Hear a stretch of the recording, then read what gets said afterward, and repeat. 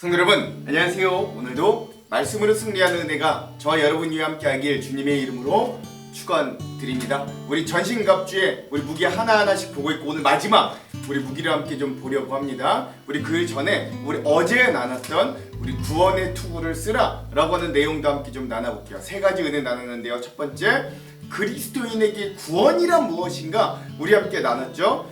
구원은 우리가 과거에만 구원받았다 라고 과거에만 이야기, 이례적인 것만이 아니라 우리 과거형이 아니라 현재에도 그리고 미래의 죄까지도 이길 수 있는 힘이 바로 우리의 구원이고, 또 하나, 예전에 이례적으로 모든 게 다 완성됐다 라고 하는 게 아니라 하나님께서 우리에게 주신 영원한 구원을 우리가 이루고 만들어가는, 그래서 끝까지 붙들어야 되는 게 우리 구원이고, 또 하나, 우리 이 구원은 예전에 구원만 받은 게 아니라 현재의 하나님이 우리를 회복하시는 건전성, 건강성, 평안성 뭐 이런 것들이 내포되어 있는 것들이 모두 구원의 개념이다 라는 것들. 그래서 예수 그리스도의 십자가와 부활 사건으로 인해 우리에게 주어진 이 구원은 이런 의미들이 담겨있다. 우리 이거 먼저 구원에 대해 나눴고요. 두 번째, 이게 우리에게 투구로, 그러니까 머리를 지켜주는 투구로 쓰여졌다는 의미는 바로 우리의 생각을 지켜주시는 구원의 투구이다. 특별히 우리가 받은 구원을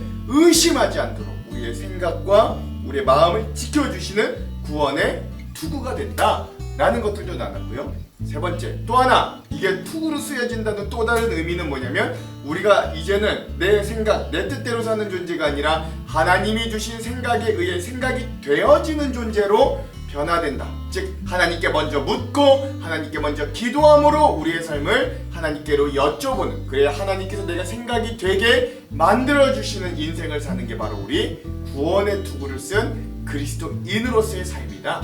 생각이 되어지는 존재로의 변화까지 우리 어제 함께 나눠보았습니다.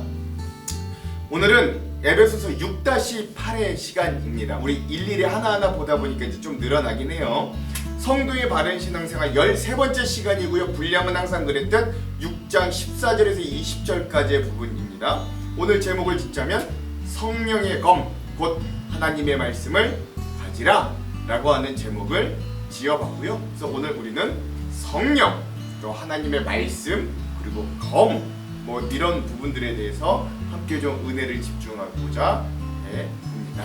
자, 그럼 두 가지 맥을 짚어보고 오늘 말씀의 내용과 주안점을 함께 나눠볼게요. 첫 번째 맥은 뭐냐? 오늘 말씀에 보면 성령의 검이 하나님의 말씀과 같은 것으로 표현되어 있거든요. 이거 왜 같은 것? 성령과 하나님의 말씀 좀 엄연히 다른 것 같은데 왜 성령의 검이 하나님의 말씀과 같은 것으로 표현되어 있는가?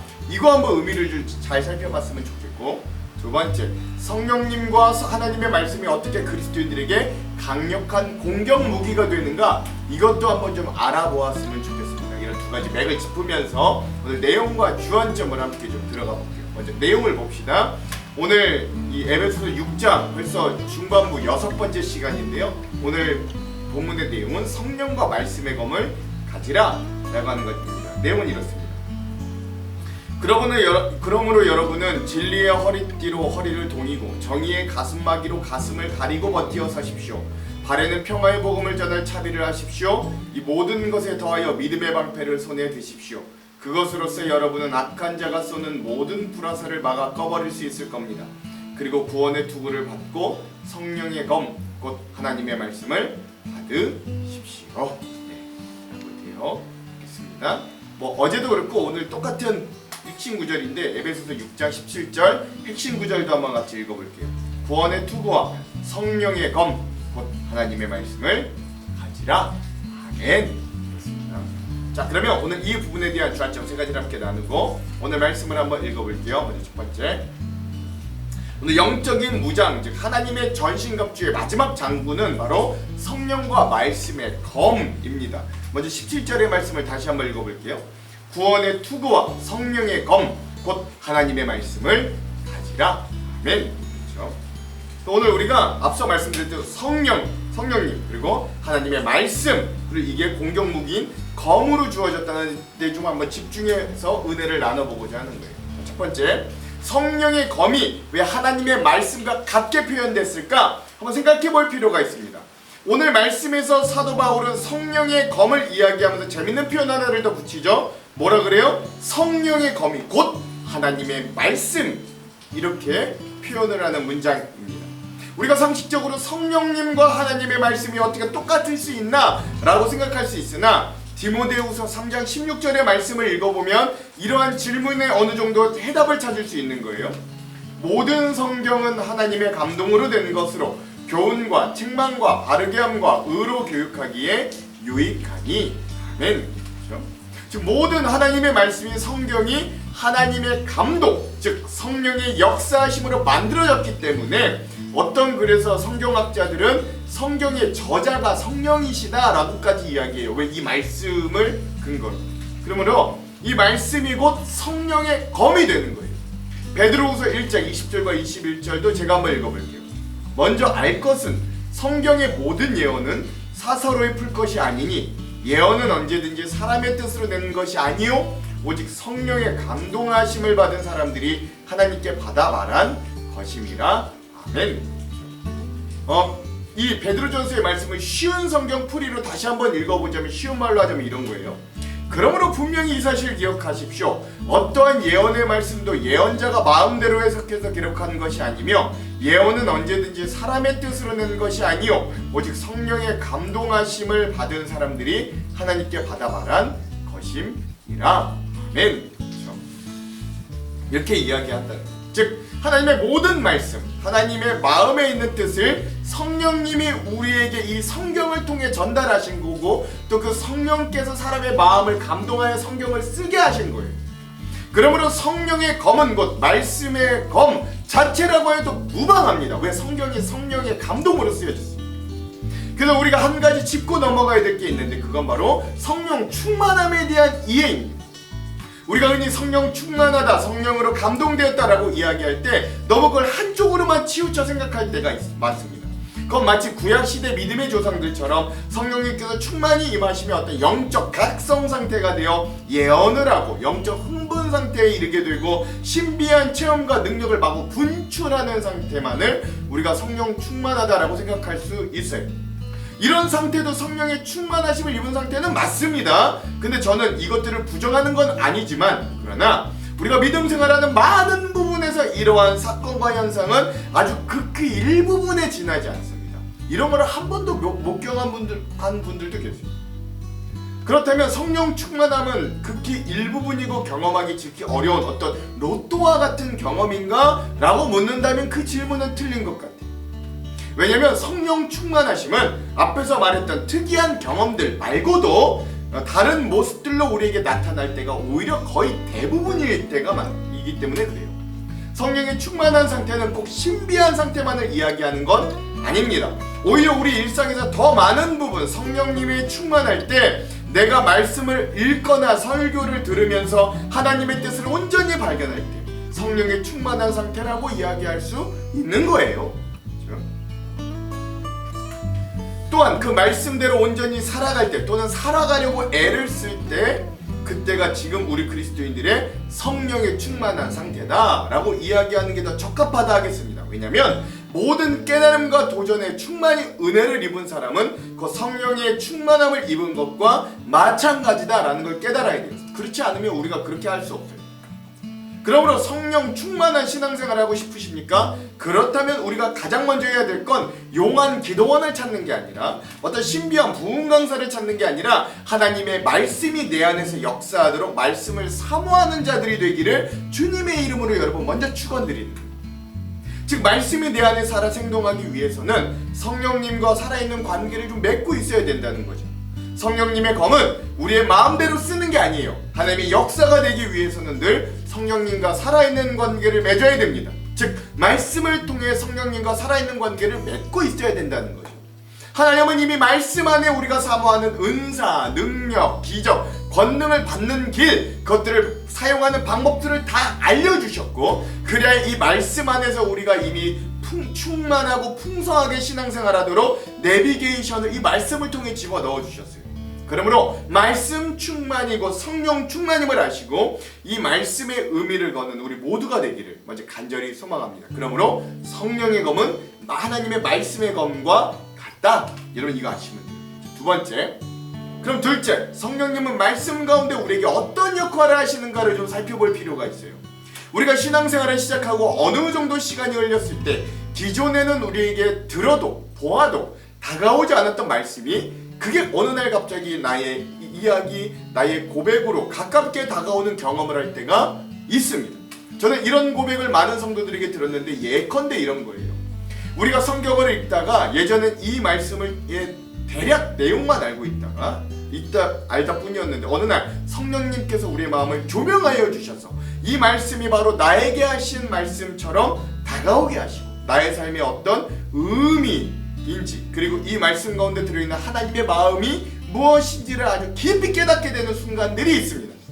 기도 중에 또는 설교 말씀을 듣거나 성경 말씀을 읽는 중에 하나님께서 나의 마음을 조명하여 주셔서 그동안 용서하지 못했던 자들을 용서하게 하시고 아무 생각 없이 행하던 잘못을 깨닫게 하시고 잊고 있던 중요한 일들의 순서를 다시금 깨닫게 하시며 삶의 새로운 결단과 용기가 샘솟게 하는 순간들도 마찬가지랍니다. 모든 성경의 말씀이 그리고 성경의 말씀을 풀어 은혜와 도전이 되도록 전파하는 설교의 이야기가 우리들에게 전달되고 주어집니다. 그러나 그것들이 전달되어지는 매 순간 우리들에게 은혜가 되지 못할 때가 많은 것도 우리의 한계요 우리의 어리석음이기도 합니다. 그러나 성령님은 그 중에서도 우리가 들어야 될 말씀들에 우리의 마음을 두드리십니다. 그리고 어두웠던 우리의 마음을 밝게 조명하여 주셔서 하나님의 말씀이 들리고 보이게 해주시는 거예요. 아, 저 말씀이 이 뜻이었구나. 그렇구나. 이 말씀이 바로 나를 향한 말씀이었구나 라고 고백할 수 있고 그리하여 그 말씀이 나의 인생과 마음, 삶의 한가운데 살아 역사하도록 일하시는 거예요. 신학적으로 이걸 성령의 조명, 성령의 조명하심이라고 이야기합니다. 조명이라 어두운 것을 밝혀주는 걸 이야기하잖아요. 즉 성령님께서 자신의 감동으로 쓰여진 이 말씀을 우리에게 주시는 것은 물론이요 그 말씀이 우리에게 살아 역사하도록 우리에게 지혜와 들을 수 있는 귀와 그 말씀을 볼 수 있는 영적인 눈을 띄게 하여 주셔서 우리가 말씀을 죽은 말씀이 아니라 나에게 직접적으로 영향력을 끼치고 나에게 살아 숨쉬고 지금도 역사하는 말씀으로 만들어 주시는 거예요. 그래야 성령님께서는 우리가 깨닫지 못하는 하나님의 깊은 뜻, 하나님의 계획과 하나님의 성품을 우리에게 나타내 주심을 고린도전서의 말씀을 통해 이렇게 알려주십니다. 고린도전서 2장 10절에서 12절.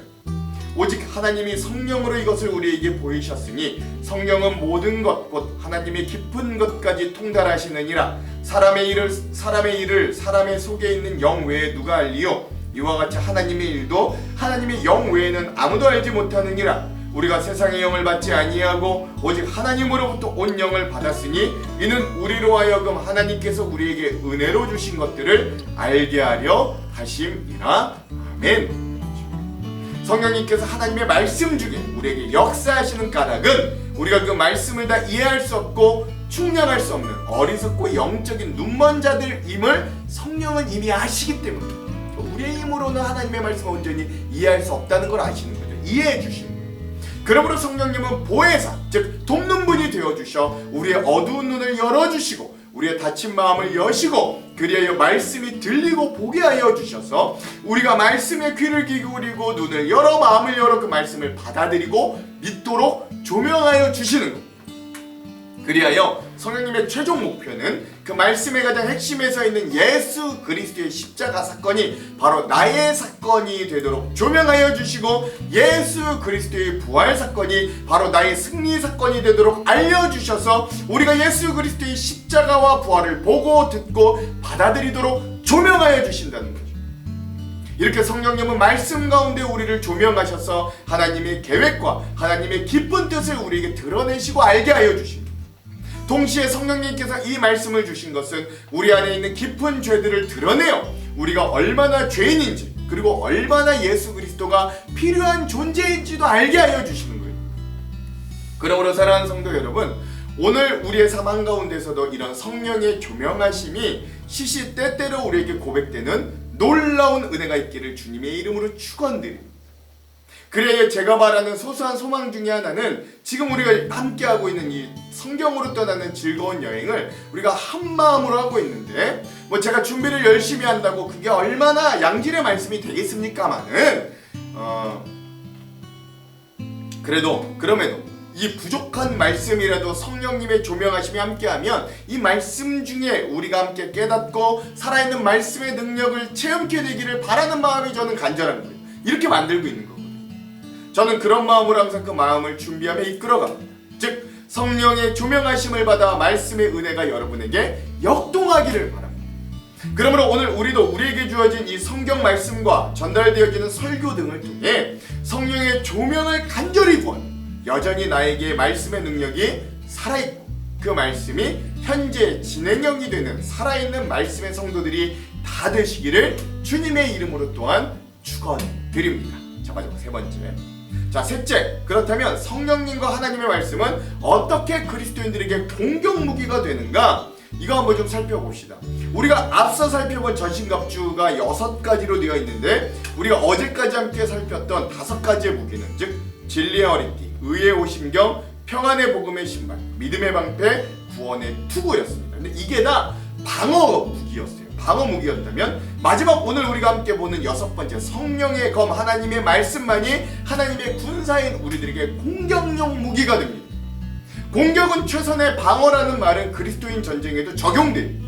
우리가 평화의 좋은 소식의 신을 신고 믿지 않는 사람들을 찾아갈 때 무기가 없이 가는 게 아닙니다. 하나님의 말씀인 성경은 영적인 거짓말과 잘못된 견해를 쳐서 없애고 올바른 마음을 가진 사람들이 영적인 자유를 발견하도록 돕는 강력한 무기의 역할을 합니다. 성령의 검, 즉 하나님의 말씀이 가장 좋은 공격 무기임을 알려주는 가장 대표적인 예가 바로 우리의 구원자 그리스도 되시는 시험을 받으신 예수님의 모습에서 볼 수 있어요. 예수님께서도 광야에서 40일을 금식한 후에 마귀에게 3가지 시험을 받으셨잖아요. 마귀의 첫 번째 시험은 돌로 하여금 떡이 되라고 하는 시험이었습니다. 이거 마태복음 4장 3절에 나오는데 이거 먹고 사는 문제에 대한 시험이잖아요. 이에 대해 예수님은 사람이 떡으로만 사는 게 아니다, 하나님의 말씀으로 사는 것이다, 신명기 8장 3절의 말씀을 인용하여 예수님도 그 시험을 이기시는 거예요. 마귀의 두 번째 시험은 네가 그렇다면 높은 데서 뛰어내려도 괜찮지 않겠느냐라는 것이었습니다. 이것은 자기의 자랑과 영광에 대한 시험이지요. 이에 대해 예수께서 또 이르시되 기록되었으되 주 하나님을 시험하지 말라 하였느니라, 신명기 6장 16절의 말씀으로 예수님이 응수하여 이기시는 거예요. 마지막 세 번째 마귀의 시험은 오직 나에게 절하라 라는 것이었습니다. 그럼 뭐 세상의 절반도 주겠다 뭐 이러잖아요. 그리고 그에 대한 예수님의 대답은 주 너의 하나님께 경배하고 다만 그를 섬기라 라고 하는 신명기 6장 13절의 말씀으로 응수했다는 거예요.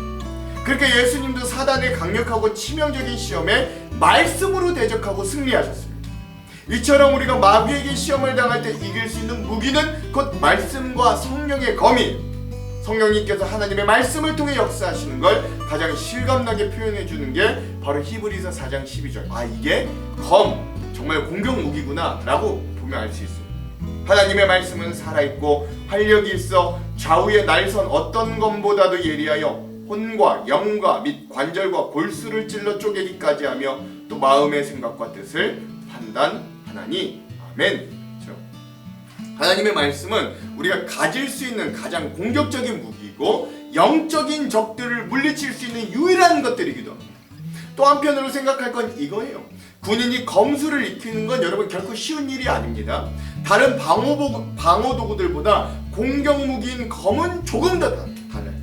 검을 능수능란하게 사용하려면 오랫동안 피나는 연습과 훈련을 해야 됩니다. 마찬가지로 영적인 전쟁에서 하나님의 말씀을 능숙하게 사용하는 사람이 되기 위해선 많은 연구와 정기적인 실습을 해야 되는 거예요. 기필코 말씀을 옳게 다룰 수 있는 능숙한 영적 군사가 되는데 필요한 노력들을 기울여야 된다라고 하는 이야기입니다. 그러므로 우리 인생을 붙들어주는 말씀이 있어야 되는 거예요. 어렵고 힘들 때, 사단의 유혹이 찾아올 때, 갈피를 못 잡고 이것저것 헤매일 때, 그때 우리를 붙들어줄 그 말씀이 필요하고, 우리 또한 그러한 때를 대비하여 우리에게 은혜와 약속으로 주신 말씀을 암송하고 마음에 새길 필요가 있는 거죠. 말씀 한 구절이 한 사람의 인생을 바꾼 역사가요, 여러분 수도 없이 많기 때문에 그렇습니다. 그러므로 이 말씀이 언제든지 사용될 수 있도록 이 말씀을 평소에도 사모하고 많이 듣고 암송하고 연구하는 귀한 성도들이 되시기를 여러분 주님의 이름으로 축원합니다. 그러나 우리가 잊지 말아야 할 사실은 오늘 그리스도인 군사가 말씀의 칼을 휘두를 때 그건 우선적으로 심판의 칼이 아니라 구원과 복음을 말한다는 거예요. 우린 남을 죽이고 상처내어 이기는 사람들이 결코 아닙니다. 오히려 우리는 성령의 권능이나 능력으로 열매를 맺어 그 열매들을 가지고 이기는 사람들이에요. 그렇다면 무기된 열매들이 뭐예요? 갈라디아서 5장 22절에서 23절. 오직 성령의 열매는 사랑과 일합과 화평과 오래 참음과 자비와 양선과 충성과 온유와 절제니 이 같은 것을 금지할 법이 없느니라. 아멘. 그렇죠. 우리의 무기 되시는 성령님은 우리에게 열매를 주시는데 그건 다른 이들을 해치는 것이 아니라 오히려 돕고 치유하고 기다리고 배려하고 용서하고 다른 이들을 기쁘게 하는 열매가 우리의 무기입니다. 즉 우리가 성령님을 무기로 삼는다는 건 교회가 계속 화해를 이루는 공동체 또는 화해하는 공동체가 되므로 세상 사람들에게 진정한 빛과 소금이 누구인가를 드러내는 방식이라 하겠습니다. 그러나 성령님의 무기는 이렇게 끝나지 않아요. 때론 세상을 압도하는 놀라운 권능과 은사를 주시기도 합니다. 사도행전 1장 8절. 오직 성령이 너희에게 임하시면 너희가 권능을 받고 예루살렘과 온 유대와 사마리아와 땅끝까지 이르러 내 증인이 되리라 하시니라. 아멘. 그렇죠. 즉 성령님은 오늘 우리의 무기가 되어주실 때 그저 아무것도 우리에게 주시지 않고 우리를 맨몸으로 내보내시지는 않는다는 거예요.